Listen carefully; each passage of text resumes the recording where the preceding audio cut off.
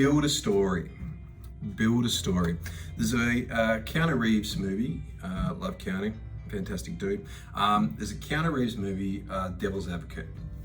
Now he's a lawyer, and he's a lawyer that I think happens to, be the son of the devil or something or other. It all gets very confusing. It's very dramatic though, you've got to check it out. But his character, Kevin Lomax, in The Devil's Advocate, is a very slick, sort of a lawyer. He's that guy who'll just get in there and, it doesn't matter what, crimes the person's committed. He will look at the big picture, and he'll work out the story that he wants to tell the jury. Now, in the movie, once you watch the movie, you'll see he does it from a very scumbag sort of a way, which I'm not encouraging you to do. But it is incredible, in something like this, as I said, it's a very good movie. It's incredible in something like this, how, he builds a sales story. And at the end of the day, lawyers, salespeople, whatever, you have to build that story. You have to, there's a reason why, you want to use our company, our product, Mrs. Anderson, not Mr. Anderson, Mrs. Anderson. There's a reason why, you want to be doing it. You've got to go in when you're in a sales call or trying to sell anyone anything really. You've got to go in there, with a story, with a reasonable explanation on why the customer should be choosing you. Because at the end of the day, it doesn't matter what you're selling. If it's solar power, but it doesn't matter what you're selling, you've got competitors and they're everywhere. In the case of solar power, just about every second company sells solar power. It is incredible how many people will be competing against you. So you've got to do something that makes you stand out in that situation. What do you do there? Well, you've got to have a story. Now, I'm not talking about, taking Mrs. Anderson and sitting on, sitting her on your lap and, and pulling a book out and reading a story. I'm talking about, in your mind, a believable reason why the person should be buying from you. It's as simple as that. Part of your story might be, you've been installing solar power for 20 years.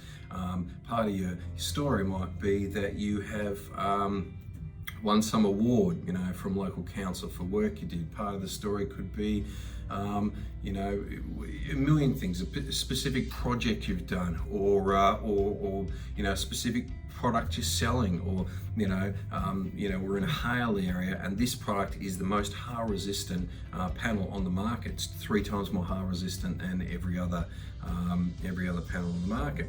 I mean, in Queensland here in Springfield Lakes, we had that, there was a couple of years ago now, half of Springfield Lakes got demolished because of hail.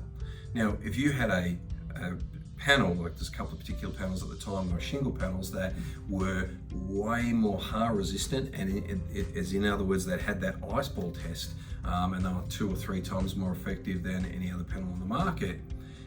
That's a no-brainer. When you're selling solar, someone's had their insurance payout and they had their, panels smashed, and it's the same with roofing. If you could go out there and say, look, our roofing is 3 times as strong as any other roofing, here's the proof.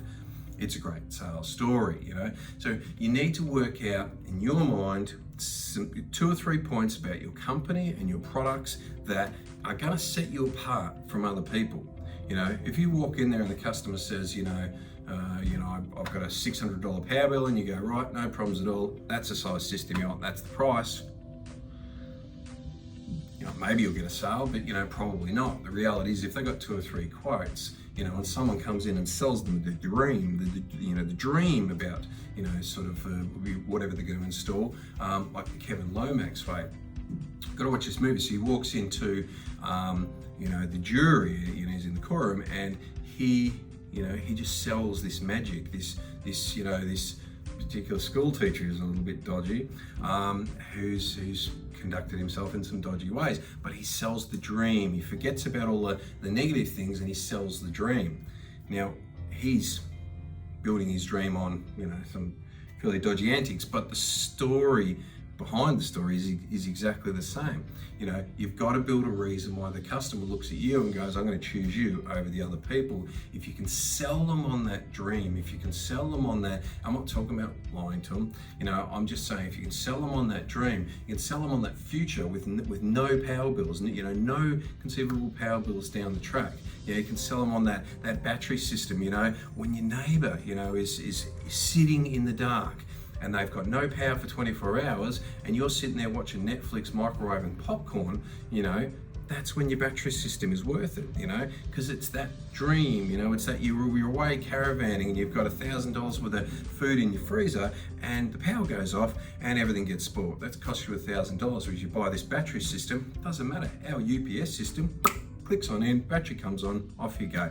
You got to sell them on that story, you know, that story. You know, I always say there's a reason why good restaurants, when they describe their food, if you can really describe your food, you can make, you know, a lot more money out of it. If you say to someone, yeah, it's a chicken palmy, you know, that's $19, chicken palmy, you know, organic, you know, breast, chicken breast, you know, with, you know, hand kneaded, you know, with Italian Parma ham, you know, and hand sliced, you know, mozzarella cheese with a homemade, you know, homemade tomato sauce, you know, whatever it might be. All of a sudden you start, you know, your mouth's, you're reading something and it's, you know, it's a wood smoked Italian Parma ham. Oh my God, it sounds incredible. You know, you sold them on that dream, you sold that story to them, and so you pay $38 for it. Now the reality is it's just a chicken palmy, you know, but good restaurants will describe it in such a way that you get excited about it and you don't care if it's $40, $50. You know, I've been to steak restaurants before and had absolutely terrible steaks that I paid $120 for because they sell you on that dream. You know, it's a certain breed, it's a certain marble score, it's etc.